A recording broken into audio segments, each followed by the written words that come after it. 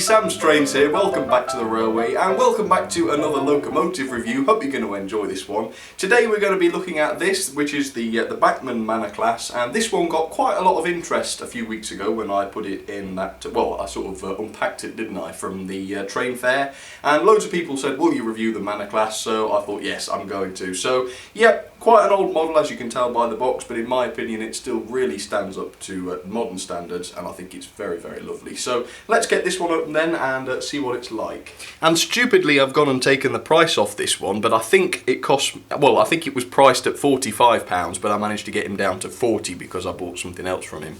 So anyway, yeah, this is the box for it then, and the picture on the front actually shows one in BR green, and I don't even think that's the one that's in the box. But yeah, this one is actually in a Great Western livery, in unlined, unfortunately, and I would have preferred one with the lining on it, but I thought it was a good price, and I saw it and thought, oh, that's beautiful. So yeah, I had to go for it really, and for £40 I thought that was okay. Let's find out what this one is then. On the end of the box you can see that it's product code 31-305 7805 Broome Manor GWR, so yes, it's Broome Manor. Okay, so if I lift up this flap you can see that there is a brief history of the class, and please feel free to pause that and read it if it is legible. I know it is a little bit small. And then you've got a lovely little diagram of the class there, which looks lovely. You can't see the loco really, unfortunately, because it's all hidden in tissue, but that's fair enough. So yeah, let's get this one out then and see what it's like. Rightio. Okay, no detail pack with this one, unfortunately. I don't know whether Bachmann just didn't make a detail pack for this, or perhaps they did and the previous seller fitted them. I'm not really sure, to be honest. Let's have a look then. Okay, let me pull these tissues back. So there you can see it then, Broome Manor, very, very lovely. Let's start by getting the tender out then, and this is basically the standard Bachmann tender, really. I've got quite a lot of these from the different, various different locos, really. But very nice it is nonetheless, as you can see there. Metal wheels, it's even got the water scoop I notice under there. So, yeah, very nice thing. Got plenty of them, as I say, but yeah, still very, very nice. Okay, and let's get the loco, Broome Manor.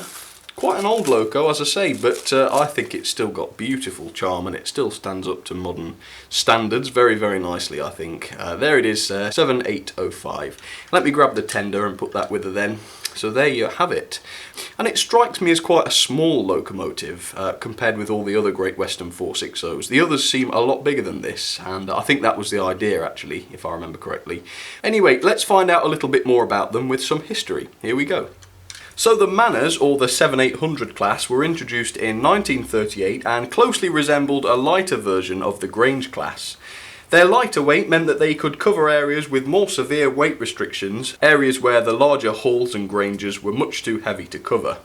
The class were reportedly inadequate runners to begin with poor steaming and whatnot, but they worked the faults out while the class were in service, and speculation even suggests that the class might have been recalled altogether for redesign at Swindon Works, if not for the restrictions of the Second World War. But no, they kept them running and they tried to sort out the problems as they went.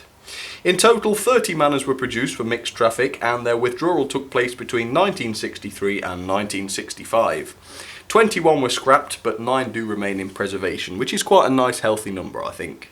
Okay, so there she is then, the lovely Bachmann Broome Manor, and yeah, I think she really does have a lot of character to her, doesn't she? But I must admit that detail isn't her strong suit. Now, I'm not complaining about this because, of course, it is quite an old model now. I'm not sure exactly how old, but it's got to be a fair few years. And also, it certainly wouldn't have cost £160 like the more modern Hornby Kings and Stars or whatever. Of course, those Kings and Stars are far superior in terms of detail, but I'm not saying that this is a bad model because it cost me £40. So I'm really quite pleased with it considering that. So let's have a look at the detail it does have. Obviously, it is a bit of a shame, I think, that it isn't lined, because most of the boiler banding is just in the plain green, which is nice for a change, don't get me wrong, but personal preference with me means that I would rather it be lined. But that's not a problem with the model. I'm sure they did a lined version, it's just not this one in particular. So the paintwork is fairly basic, but the printing is quite nice. Let's have a look at the nameplate. Yep, Broome Manor, very nice, clearly legible of course. And also on the side of the cab you can see the running number there, 7805. And while we're looking at the cab, as you can tell, there's plenty of riveting there, and you also have glazed windows there, which is quite nice. And the whole cab area is generally nicely detailed, as you can see, especially on the roof there, very nicely detailed with lots of rivets there. Inside you can see we have a few of the crew, which are painted in fact, which is nice, but they help to cover the fact that the cab detail isn't painted or anything like that. And most of these sort of era of Bachmann models didn't have painted cabs, so that's fair enough I suppose. Let's have a look at some of the separately fitted and moulded details then. As you can see, the reverser rod and reverser system, I suppose you'd say with this, is all there and separately fitted, but it's plastic unfortunately, and it's quite noticeably plastic too, but you know, fair enough, for £40 what do you expect. And of course you have the handrails and such, which are very nicely done as always. The whistles unfortunately don't look to me like they're separately fitted, they do look like just part of the moulding, and unfortunately those haven't even been painted, so they are sort of green whistles, and I'm not sure if that's prototypical, I would probably guess not. It's a similar story with the safety valves. As you can see, there's just a bit of a moulding issue with those, isn't there? They just haven't come out quite right. And once again, they're not separately fitted, they're part of the moulding, but at least this time they have been painted, which is very nice. The chimney though does look to be separately fitted, or at least this copper coloured piece does, and that is very, very nice to see, and it is very realistic, and also you can really tell. The model generally has a fair amount of moulded detail. As you can see, the smoke box has a bit of riveting, and the firebox has plenty of moulded detail there. Around the front buffer beam though, it does look a bit basic compared with the likes of the Hornby Kings and whatnot, but perhaps that's not a very fair comparison. The lampines are there, and they are separately fitted. They do look a tad on the chunky side, but I'm not really bothered about that. And the buffers, of course, aren't sprung, but they are quite nice and realistic looking, even though one of them's at a bit of a dodgy angle there.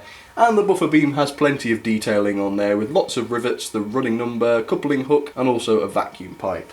So yeah, generally quite a nice looking locomotive. Quite a lot of detail there to speak of, but you can tell sort of that it's been done on the cheap. But not to worry too much about that, really. £40, what can you expect?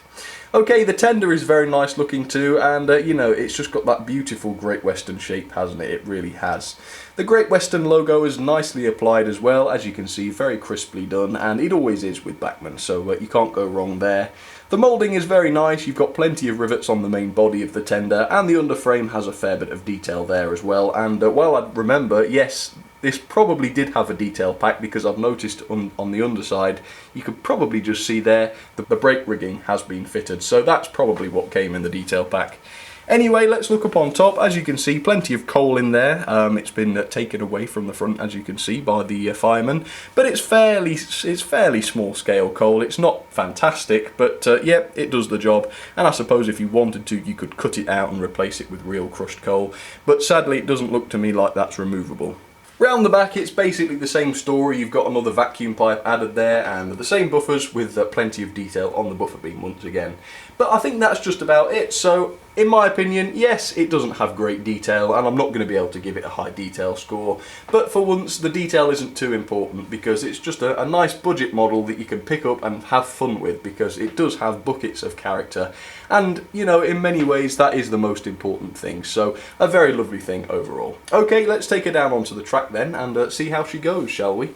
So there she is then, down onto the track, ready for everybody's favourite part. Well, I hope it's your favourite part, the performance test. And she's going to be pulling from the front today, just for a change, and she's going to be pulling a goods train. As you can see, there's a mixture of wagons with stone in them and boxcars there. Quite heavy, because of course they do have stone in them, so that should be quite good. But for now then, let's see how she does at slow speeds. Now, this is one of the split chassis models, which do have a few disadvantages, but their advantages are that they do run very, very well. So let's give her some juice. As you can see, for an oldish model, that is a very, very good slow speed. And they have fantastic pickup capabilities. They just don't die on the points or anything like that, because every wheel has got spot-on connection with the chassis. So as you can tell, just a brilliant slow speed performance. And I didn't really mention earlier, but they are very heavy too. Not massively heavy, but fairly heavy for an all-plastic body anyway. Which means that, of course, they do have quite a bit of pulling power, which we will test now. So let me get her to couple up to her wagons from the front, of course. And today is going to double up as a bit of a train spotting session as well, because there are loads and loads, in fact I can't remember how many, of other Great Western 460s out on the line, so see if you can spot them all, and if you get the names you get extra points. Okay, has she coupled? I'm not 100% convinced. Let's push forwards a bit. Let's see. Oh, she has, you know, she's got them. Right, let's do a really steady start. As you can see, look, she can crawl with them as well. Fantastic. Well done, Manor. There we go. Beautiful. And just arriving around the corner is one of my real favourites. That is the Hornby Star class with some Pullmans, and absolutely beautiful it is too. I really do love that one. And approaching from the other direction in a second, there we are, you have the Hall class, Alton Hall, very lovely that one, with a nice rake of maroon coaches. Okay, well, see what others you can spot then, and let me know in the comments of course, and enjoy the running session. Let's go. And you're probably going to notice that I've rearranged the railway room quite significantly, so yeah, bits of furniture have moved about a bit, as you can see. But that's just so I can fit more stuff in. I know it sounds bad, but yeah, that's what I've had to do. But yeah, it's nice to have a change round, isn't it? Let's just see that freight train, or goods train I should call it, if we're in England. Looking fantastic. Going up the hill there, no slow down at all. She's a very good puller, really she is. And I've purposely set her off at a nice steady speed, because of course with goods trains you don't want to be juggling them about too much, in case any of it's delicate. I suppose by that logic though, the passenger trains should be going steady too, but I suppose they've got more suspension and sort of soft seats and things, haven't they? Let's see what else is going to turn up. Yep, we've got the Hall and the Star is a real star as well. Just a beautiful little engine, and I think it only cost me 65 quid brand new as well, so yeah, good bargain that. There goes Broome Manor coming up the hill. Thought I'd get another shot of her coming up this hill, just so we can see how she copes. I really can't notice any wheel slip there. Not at all.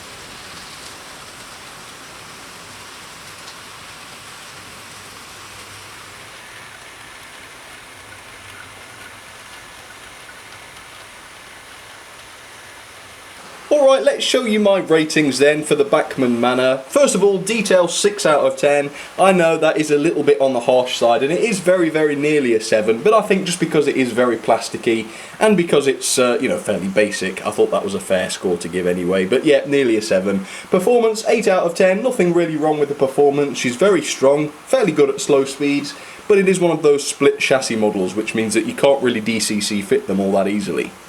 Character though, 9 out of 10. I love the character. I think she is just a beautiful, atypical Great Western 460, even though she's a bit smaller than the rest, I suppose. Build quality, again, 9 out of 10. Really good. As I say, the only slight fault which stops it getting a 10 is the fact that it is quite plasticky, but apart from that, really good. Value then for £45 or even 40, which I paid for it, I think that's fairly good. Yeah, I've seen them go for a bit less on eBay sometimes, but I think that's quite good, so 8 out of 10 there. Overall then, that gives her 7.91 out of 10, a very fair score, and let me put her into the rankings. There she goes, and that puts her 26th, just above the 110 DMU and below the Percy train set.